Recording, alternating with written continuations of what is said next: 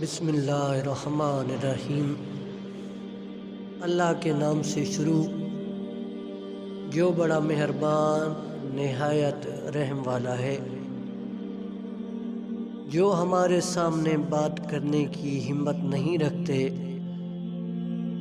وہ ہمیشہ ہماری برائی ہمارے پیچھے کرتے ہیں۔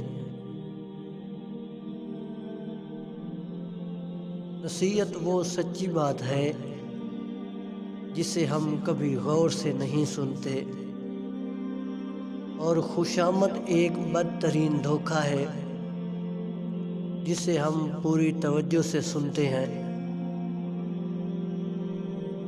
الفاظ ہمیشہ بے ذائقہ ہوتے ہیں،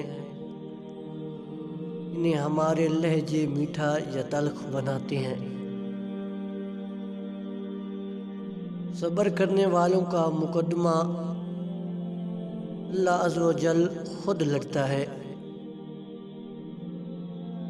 یوں تو وہ دلوں کے حال جانتا ہے، مگر وہ چاہتا ہے کہ اس سے مانگا جائے۔ یہ رب کی شان ہے، کیونکہ وہ بادشاہ ہے۔ الحمدللہ کہیے اور اللہ عز و جل کا شکریہ ادا کیجیے۔ یاد رکھیے آپ کی زندگی لاکھوں لوگوں سے بہتر ہے۔ نصیب کا لکھا مل کر رہتا ہے، کب کہاں اور کیسے یہ سب میرا اللہ ہی جانتا ہے۔ میرا رب عز و جل اتنا پاک ہے، جس کو چن لیتا ہے اسے بھی پاک کر دیتا ہے۔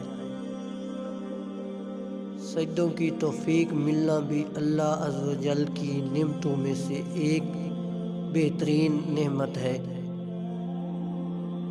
اگر اللہ آپ سے انتظار کروا رہا ہے تو اس سے زیادہ حاصل کرنے کے لیے تیار ہو جائیں جتنا آپ نے مانگا تھا۔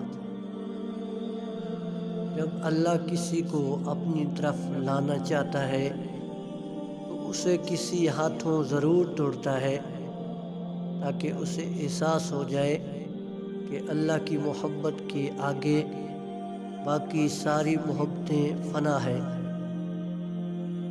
اپنے رب کے سامنے اپنی کمزوریوں کا اعتراف سچے دل سے کیا کرو، وہ انہیں تمہاری قوت بنا دے گا اور انہی سے تمہیں مضبوط کرے گا۔ بے شک اللہ ہر چیز پر قادر ہے۔ کبھی کبھی کسی چیز کی قدر اور احساس کے لیے ضروری ہے کہ کچھ وقت اس کے بغیر رہا جائے۔